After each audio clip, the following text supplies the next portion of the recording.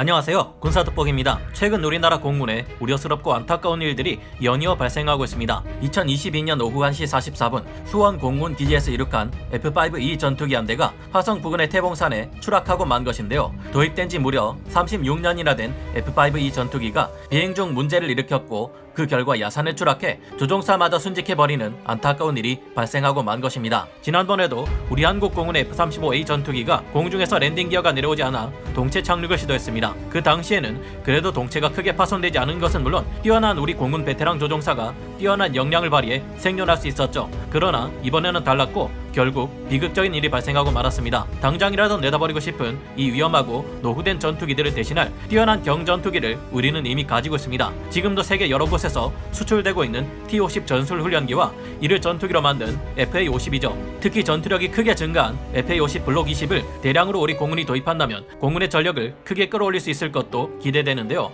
그런데 이 같은 일을 벌이기 어렵게 만드는 요인이 바로 한국형 전투기 KF-21 보라매입니다. 왜일까요? 우리 공군이 FA-50 블록 20을 대량 양산해 노후된 전투기들을 싹 다 바꿔버리고 추가로 KF-21 보라매 전투기 또한 대량 양산해서 중국 전투기의 위협에 놓여있는 한국을 지킬 방법은 없을까요? 지금부터 알아보겠습니다. 전문가는 아니지만 해당 분야의 정보를 조사 정리했습니다. 본의 아니게 틀린 부분이 있을 수 있다는 점 양해해 주시면 감사하겠습니다. 노후된 F-5 전투기를 4.5세대 경전투기 FA-50 블록 20으로 교체할 수 없는 이유. 현재 우리 공군이 운용하는 F-5 계열 전투기는 각자가 날아다니는 관짝, 언제 추락할지 모르는 시한폭탄이라는 수치스러운 별명을 가지고 있습니다. 도입된 지 36년이나 지난 F-5 계열 전투기들은 사실 매년 각종 사고를 일으키고 있습니다. 생각 같아서는 이 노후된 전투기들은 현재 다른 국가들의 무상으로 증여하는 포항급 초계함처럼 넘겨버리고 우리 군이 가지고 있는 T-50 기반 경전투기인 FA-50으로 그 물량을 대체하면 안 되나 하는 생각이 드는데요. 그러나 공군에서도 이렇게 하지 못하는 이유가 있습니다. KF-21 보라매 전투기가 전력화되는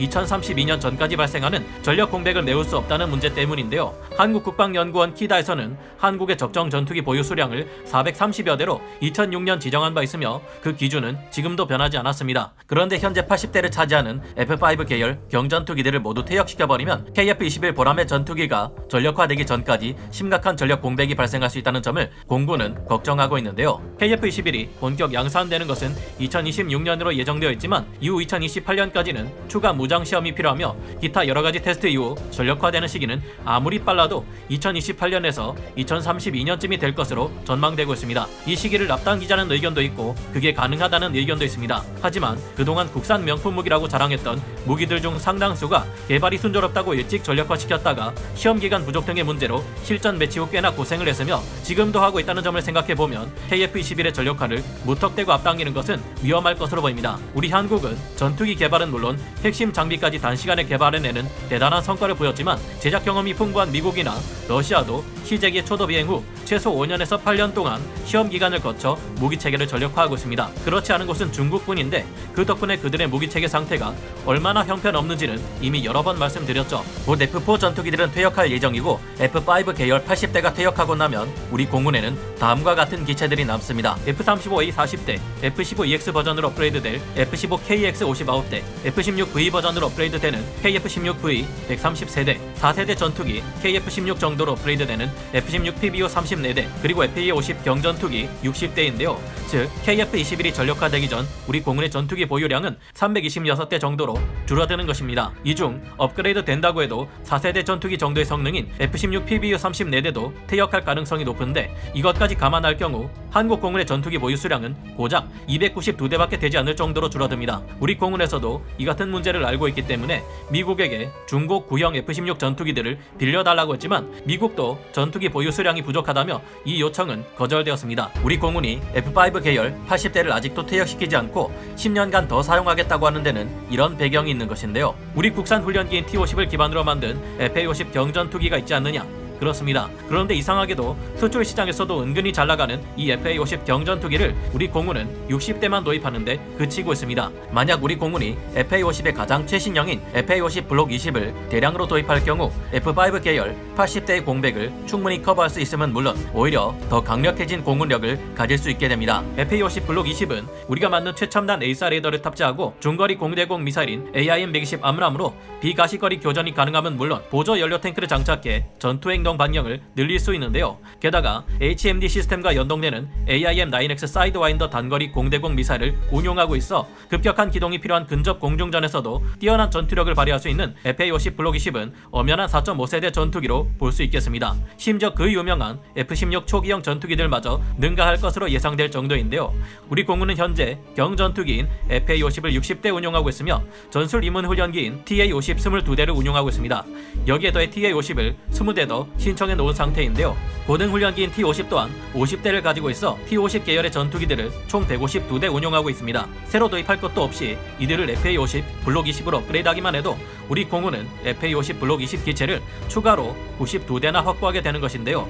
현재 훈련기로 사용되는 T-50 기반 기체들이 실전에 투입될 수 있는 전투기로 전력화되기 때문입니다. 이렇게 하면 우리 공군은 KF-21이 전력화되기 전까지 많게는 418대의 전투기, F-16 PBU 34대가 퇴역한다고 해도 384대의 전투기를 확보할 수 있습니다. KF-21 보람회 때문에 FA-50 블록 20을 도입할 수 없다.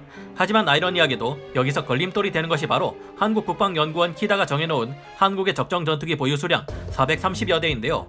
한국 공군은 430대가 넘는 전투기를 국회법상 운용할 수 없는데 FA-50 블록 20을 152대 운용하게 되면 이미 384대에서 418대의 전투기를 가지기에 KF-21 보람회 전투기 도입 물량을 크게 줄여야 한다는 것입니다. KF-21이야말로 우리 한국 공군이 4월을 걸고 전력화하려는 가장 중요한 프로젝트인데 이 도입 물량을 줄일 수는 없겠죠. 여러모로 지금의 시기는 우리 공군에게 진퇴양난의 시기가 아닐 수 없을 겁니다. 그렇다고 더 이상 우리 공군의 조종사들에게 벌써 도입된 지 40년이 다 되어가는 F5 계열 전투기들을 몰기해서 그들을 사지로 내몰 수는 없을 듯한데요. 하지만 많은 이들에게서 키다가 정한 한국의 적정 전투기 보유 수량을 더욱 늘릴 필요가 있다는 의견이 나오고 있습니다. 이 적정 보유 대수 430대는 지금으로부터 무려 16년 전인 2006년도에 정해진 것이며 그때와 달리 동북아 안보 수요가 크게 늘어난 현 상황에서는 맞지 않는 기준이라는 지적인데요. 2014년 10월 22일 국내 언론의 기사들에서 공군의 한 관계자는 이에 대해 이렇게 밝히기도 했습니다. 2006년 기준은 미국의 F-22 전투기를 40대 구매하는 상황을 가정해 짠 것입니다. 북핵과 미사일을 공습하는 킬체인의 개념조차 존재하지 않았던 때의 일입니다. 우리 공군은 이후 스텔스 전투기인 F-22 대신 F-35를 40대 구매하게 되었으나 방위사업청의 평가에 따르면 F-35A는 최강의 제공 스텔스 전투기인 F-22A 랩터가 가진 전력 지수의 절반에도 미치지 못하는 것으로 드러났습니다. 무엇보다 북쪽의 탄도미사일을 사전에 타격한다는 킬체인을 수행하려면 공중에 전투기가 머물러 있어야 하는 시간도 늘어나게 됩니다. 그런 만큼 우리 공군의 적정 전투기 보유 수량은 늘어나야 한다는 것인데요. 최근 북쪽이 1분 만에 서울을 타격한다는 극초음속 미사일까지 운용한다는 점, 서해를 두고 가까이 마주보고 있는 중국은 2100기가 넘는 전투기를 보유하고 있다는 점 등을 볼 때 우리 공군의 적정 전투기 보유 수량은 최소 500대 이상은 되어야 한다는 주장이 나오고 있습니다. 이런 상황에서 비교적 저성능 전투기라고 할 수 있는 FA-50 블록 20의 필요성은 더욱 커지는데요. 왜냐하면 고성능 기체를 일상적인 초계 비행이나 요격 임무에 투입하는 것은 예산을 낭비시키는 동시에 기체 수명을 갉아먹는 일이기도 하기 때문입니다. 방어 임무는 로우급 기체인 FA-50 블록 20에 맡기고 공격 임무에는 하이급 기체인 F-15KX, KF-16V, KF-21에 맡겨야 공격에 필요한 전투기가 부족하지 않을 수 있겠죠.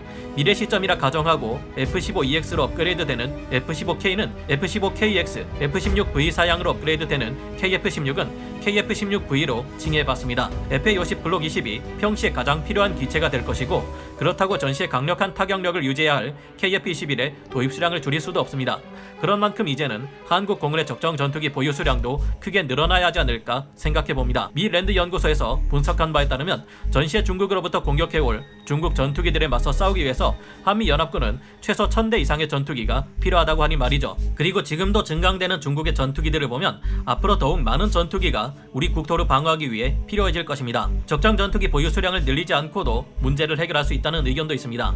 일단 FA-50 블록 20을 152대 운용하고 있다가 KF-21 전투기를 대량 양산할 때가 되면 그때까지 운용하던 FA-50 블록 20은 중고로 싼 가격에 다른 국가에 수출하자는 것인데요. 하지만 KF-21이 나오기 시작하는 시점에서부터 대량 양산이 이뤄지는 짧은 기간 동안 우리의 중고 FA-50 블록 20이 수출되어야 하는 전제 조건이 있는 만큼 아무래도 약간의 우려마저 들지 않는 것은 아닙니다. 물론 FA-50 블록 20을 원하는 국가는 굉장히 많지만 어떤 변수가 있을지 알 수 없고 지금도 중고인 FA-50이 그때쯤에는 노후되어 수출에 불리하게 작용할지도 모르니까요. 만약 이 모두가 성공한다고 해도 결국 한국 공군의 적정 전투기 보유 수량을 늘리지 않으면 안 되는 이유가 있습니다. FA-50 블록 20을 대체하게 될 하이급 KF-21 전투기가 일상적인 초기 활동에 계속 동원되어 유지 보수 비용을 증가시키게 될 테니까요. 아무래도 한국 공군의 적정 전투기 보유 수량이 늘어났으면 하는 바람을 가지지 않을 수 없는 것 같습니다. 여러분은 어떻게 생각하시나요? 마치기 전에 순직하신 우리 공군 F5 전투기 조종사님의 명복을 빌며 부디 좋은 곳으로 가셨기를 빕니다. 그리고 이와 같은 슬픈 일이 이제는 다시 일어나지 않기를 바랍니다. 오늘 군사 돋보기 여기서 마치고요. 다음 시간에 다시 돌아오겠습니다. 감사합니다. 영상을 재밌게 보셨다면 구독, 좋아요, 알림 설정 부탁드리겠습니다.